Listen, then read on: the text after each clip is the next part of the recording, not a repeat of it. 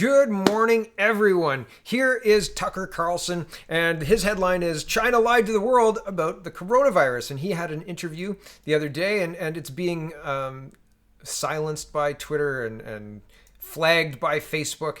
But this whistleblower says that, yeah, it was made in a lab. And, I mean, take it all with a grain of salt. Take everything with a grain of salt, man. Game theory, right? Who benefits from this being true, right? I mean... And I'm not saying that not to believe her. I'm saying that take it all with a grain of salt, because this has been one wild ride already. And the next couple of stories are kind of crazy too. They're not Canadian strictly, but they're Western, and they're very, I think they're worth mentioning at the very least. Here's the second story. I'm not going to play any of this because in Canada I can use news clips, and that's fair use. I can't use Fox News clips because it's an American news station. That's their property, so I can't use that kind of stuff. So I'm not going to play it. Links in the description if you want to go check it out. Go check it out. If you haven't seen it, I suggest you watch it. It's worth the watch. And it's unbelievable that politicians are just ignoring this, right? Like, and they are ignoring this. Make no mistake. We're going to look at some coming restrictions to come back for Ontario later today. Confirmed, breaking news. Anyway, 680 News broke that just before I started recording. Anyway, here's the second bit of the odd stuff that I wanted to point out, because this isn't just happening in the United States. Here's a video from Raheem Kassam, I guess, and he says, "I agree with Newt Gingrich. George Soros is the reason my family was bankrupt in 1992. He's the reason American cities are being bankrupt today." The long silence in this clip is a producer telling Fox News hosts to protect Soros. Fox daytime is poo. I didn't read the last bit before reading this tweet, so I think that's kind of funny. But watching this clip, again, I'm not going to play this Fox News, but go watch the clip, and as soon as Gingrich says, well, he's paying for it, like, can we not talk about that? And three of the other people on the Talking Head, the panelists on the Talking Head show, all chime in. No, I don't think we need to bring George into this. George is fine. He's okay. Don't talk about him. Let's move on. And Gingrich says, okay, well, I guess it's verboten. We can't talk about that then. And then there's like an awkward silence. And it clicks back and forth. Go watch it. It's very interesting. Links in the description. Here's Kanye West. And I mean, when Kanye West was talking about running for president, I started following him. And yesterday I saw this and I thought, what? So here's Kanye West, and he says 90% of the record contracts on the planet are still on a royalty. A standard record deal is a trap to never have you recoup. And there's all these hidden costs like distribution fees many labels put in their contracts to make even more money off our work without even trying. And here is a little video of Kanye peeing on his Grammy. And he says, trust me, I won't stop. And there's a whole lot of people who are not trying to discredit Kanye, or Kanye's his own story in and of himself, but he's making himself part of this whole sphere. He's calling out these powers that be, and saying, they're profiting off of our work, et cetera, et cetera. I don't know. This is interesting. This is an interesting turn. And in the context of 2020, with Joe Biden fading and Donald Trump spreading peace in the Middle East, and so many things being censored. This is just, why not? Hold on, Grammys. I'm going to let you finish, but wow.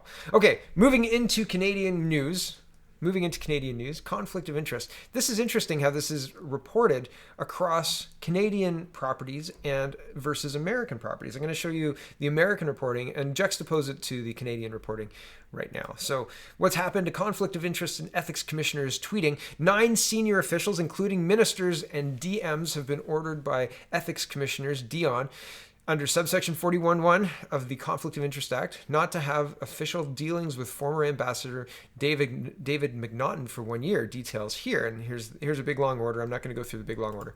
Here's the Wall Street Journal talking about it. Making American news is generally not Canada's style, and if we make American news, it's not good. Wall Street Journal says Canada's former U.S. envoy violated ethics law in Planeteer role.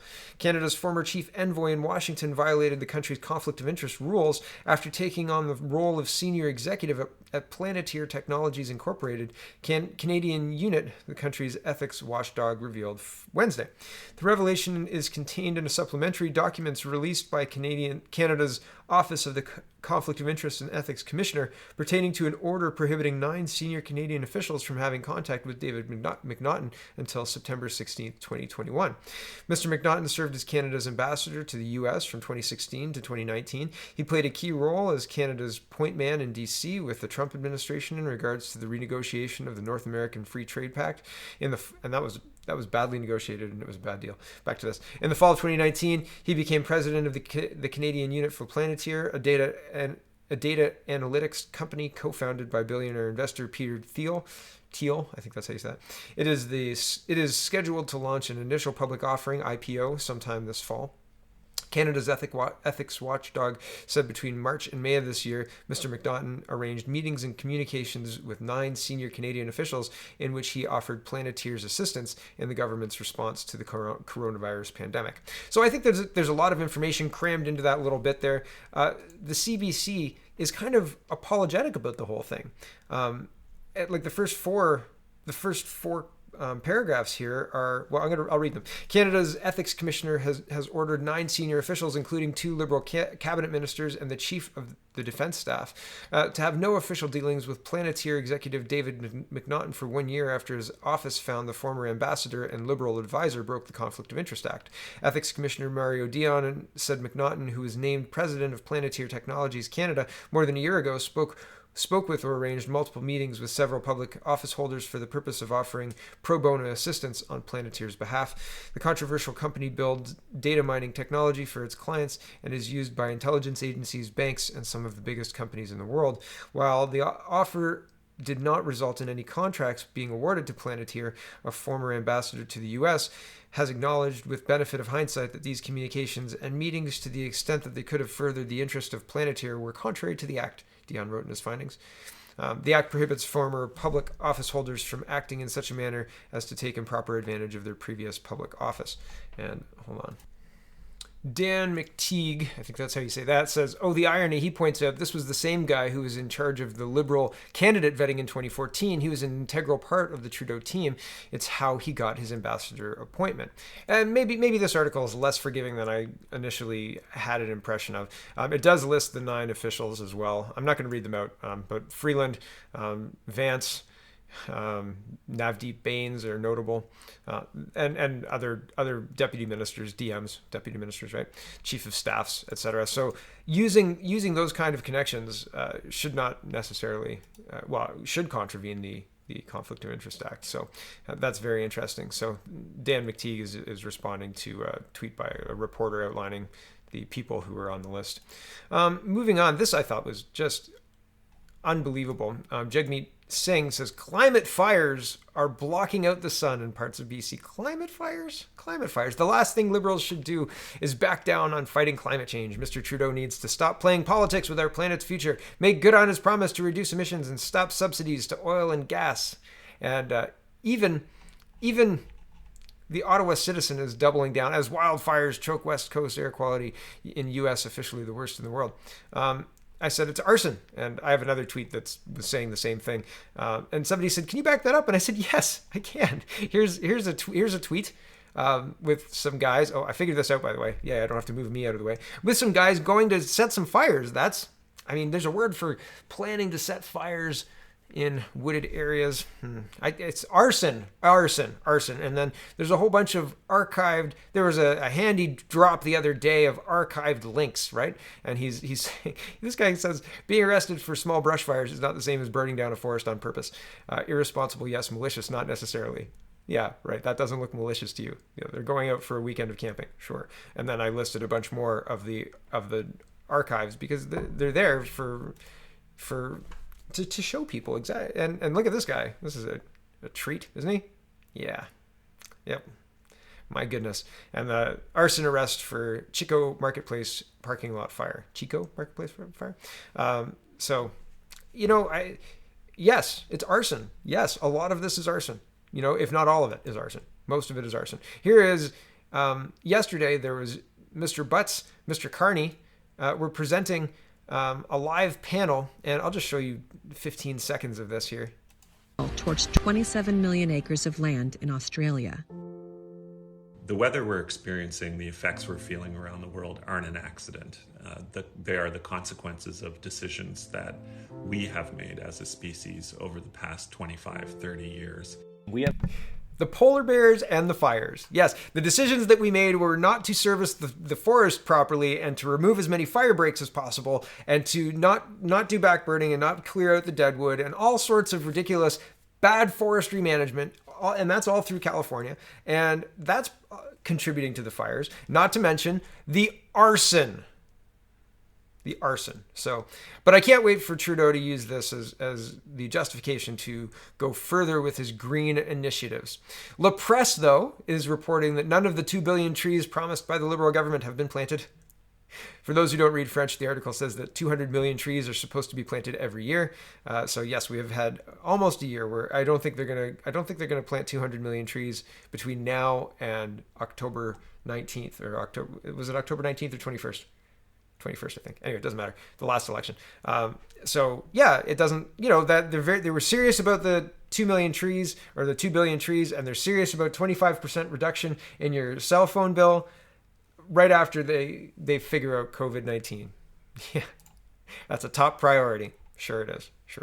It's garbage, right? Like, it's garbage. They make promises, they lie to get back into office, and then they continue to do the plan that they had, which has nothing to do with what they sold the public. Okay? That's the truth, in my opinion. And here is a quote from the Attorney General of the United States, an actual quote from Bill Barr. He says, quote, putting national lockdown, stay-at-home orders is like house arrest. Other than slavery, which was a different kind of restraint, this is the greatest intrusion on civil liberties in American history. He's talking about the lockdowns that have happened in the United States, but in Canada, we are dealing with our own lockdowns. And I wanted to show you, here's Tony Heller. I like Tony Heller. He was putting together very, very clear, scientifically based articles about climate change when that was really unpopular. and he's pretty good with the sciencey stuff. And well, I mean, here he is saying deaths in Sweden were 5% of what models predicted, and total mortality this year in Sweden will be very close to average. Here is a chart that shows lockdowns versus no lockdowns. And well, Brazil and Sweden have a low death rate, and the lockdowns seem to be killing a lot of people. That seems to not work. This is deaths per million. Okay. And yeah, I think, man, and this chart is meaningful, although I don't know what his original source is, but generally I trust Tony Heller to be properly sourced. So anyway, here is Randy Hillier. He is an MPP, an independent MPP, former PC MPP. And he says, this is consistent with what I've been hearing. And Tracy tweeted out, be informed, Ontario, another lockdown is planned. Businesses, brace yourselves. We need constitutional lawyers, MPs to step up and do something. They're not listening to the people. Most won't get through another lockdown. And this is a Facebook post. Take this with a grain of salt. I just want to show, I said this to my wife last night, and I said, I'm just showing you what I'm seeing, just in case this comes through down the pipeline, just to let you know this is when I saw it, right? And anyway, so this is a clipped Facebook image. It says, a friend of mine works for the Ford government. He told me this morning that Ford had already planned on putting us in either phase 1 or phase 2 lockdown again before Thanksgiving. The decision is already made, and they're just trying to decide on the exact date. Separate to that, he said they're going to cancel all school and force all education to be online, and they're going to use the excuse that teachers are complaining that there are a couple of students who have mask exemptions. I've since confirmed this with one other source. We need to get proactive. Knowing that the Ford government already planned this, the decision has already been made, and we will see a trend. We will see a trend where over the next few weeks they will start announcing mysterious rising cases, 200 here or 300, as if that justifies another lockdown, when all the science around the world agree we never should have locked down in the first place. This is no longer about conservative versus liberal. This is the establishment versus the people. I'll tell you, Toronto and 3 other regions in Ontario are back in phase 1 or 2, and they're doing exactly that right now. I haven't heard anything about school other than that, but while there are schools in Ontario that have closed already as well. Anyway, here is Christine Elliott, and this is her tweet, and we'll watch the video. Hopefully the sound is better as well. She says, there have been questions about what's driving increases in cases in Ontario. As Dr. Yaff, our Associate Medical Officer of Health, says, the data tells us that the recent uptick is the result of private social gatherings. We all have a role in stopping the spread. I would love to see what data is pointing to this. I would love to see their data, because like what she's saying here is nonsense. And here's the daily deaths in Canada, according to, I believe this is according to Ontario's data. This is in line with all the charts I've been seeing. Our deaths are very low. We had 2 new ones the other day, but very low comparative to the cases that are out there, especially with the increase in cases. Okay, here's the Minister Elliott. Look at the data so far, and this has been, again, consistently told to us from the local medical officers of health, as well as the data that the cases acquired the infection, transmitted the infection in social gatherings that were not in bars or restaurants. They were in private homes, they were weddings, they were private functions. So what? The government's going to just lock us down fully again until there are no cases and no deaths from anything at all, period, and then we can all go back to work. And when the deaths start to increase again, because, you know, people living means people dying, well, then we all get locked down again? I don't think so. Here's Randy Hillier again. He says, welcome to our new normal. We have lost our representative democracy and are replacing it with a bureaucratic or administrative democracy. No election will be required, no accountability or no oversight needed. Elected members will become as irrelevant as they've been acting. So we elected, in Guelph, we elected a city council, and the city council has abdicated all of their duties to a single public health official who's saying we have to stay inside, locked down. Right? No. And I'd be even more upset if I was in Toronto. Here's the article that Mr. Hillier was talking about. 7 of 10 local public health units hardest hit by the pandemic in Ontario told iPolitics that they would be willing to impose new restrictions independent of the provincial government if COVID-19 cases continue to climb. Why is this case-demic more important than the fact that the hospitals aren't overwhelmed? More important than the fact that we're not seeing people dying from this at the rate that we previously saw, right? This is irresponsible. This is draconian and not what our elected officials were elected to do. Here's update. Pembroke High School closed after 3 staff members tested positive. So the test is this was tweeted out September 16th. Important to note, the teachers originally got it through community transmission and brought it into the school. This was not student to teacher. And somebody said, why have all these teachers and other adults working in the school system suddenly tested positive? Did they have tests before they started working? And I said, good question. And somebody responded to me, and it looks like she's a youth care worker, CYC, child and youth counselor, youth care worker, same thing. She says, no, we weren't required to have a test before going back to work. Not sure why, to be honest. And she face palms. And Barry Raz says, I know 3 teachers in 3 different schools, and like Carly, weren't asked to be tested. And now a big round of applause for Ford and Leachy back to school plan. Just one clap. Yeah. And here's 680 News. I said at the beginning of the show, senior government sources tell 680 News the Ford government today will announce the reduction of social gathering size to 10 indoors and 25 outdoors. For now, it will only apply to Toronto, Peel, and Ottawa. So, that's not great, and I don't like where this is going. This is a bad bellwether for if cases increase, despite what's happening in the hospitals, despite what the science says about lockdowns. And here's the clear science, right? Like lowest deaths from all cases, I suppose. I don't know. I wish I had what this was exactly. COVID-19 deaths per million, right? Yes, COVID-19 deaths per million. So, not all sources, but with herd immunity, Sweden and Brazil seem to have done at least as well as Italy and the United States. And New York, New Jersey, I guess, is the U.S.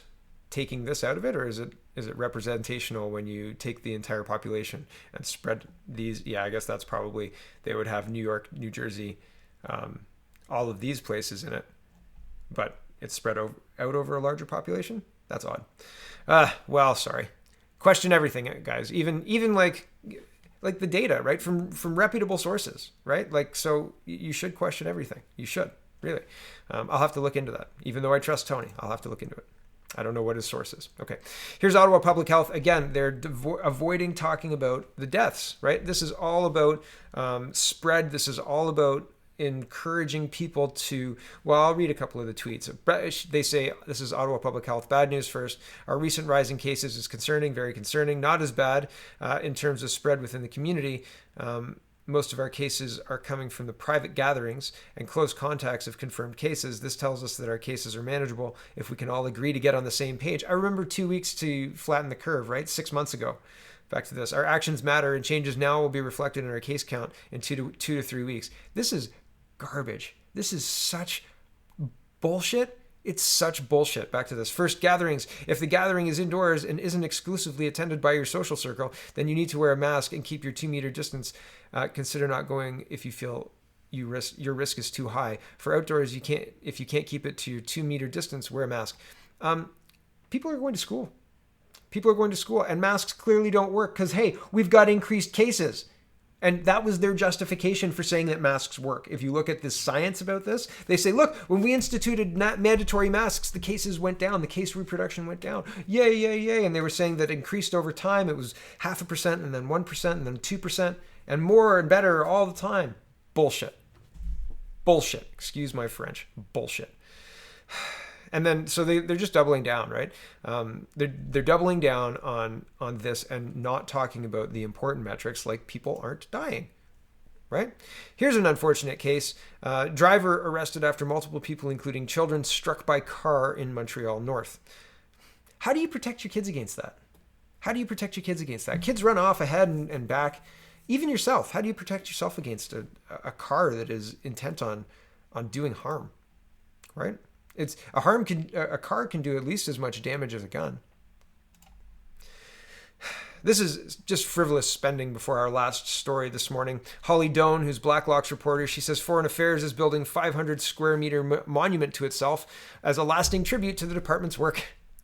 Foreign Affairs. What? Oh, sure, why not? What's another $2 million? What's another the cost? $2,611,250.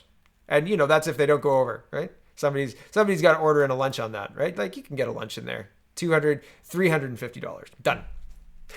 Sorry, that's the final, man. Just went up $100. Who cares? $2 million? Whatever. Doesn't matter. And you know what? I mean, like, the Canadian government behaves as if it really doesn't matter. Like, oh, yeah, here's another couple million for the WHO because the United States will refuse to fund you because you lied to everybody. Yeah. Here's Rosemary Barton. She says, Trudeau says, I don't want an election. I don't think Canadians want an election. I think it would be irresponsible to say we can't have an election. We would figure it out, but I don't think that's what people want. So here's Trudeau saying that. 35 seconds. Well, I'm not going to finish the show with Trudeau. If you want to watch, even just the body language, the head nod all over the place, it's just awful. I can't do that to you people. I'm sorry. I'm sorry for even showing it. All right. If you want to watch it, links in the description. Check out CanadaPoly.com. Check out CanadaReport.co. And have a wonderful, wonderful day.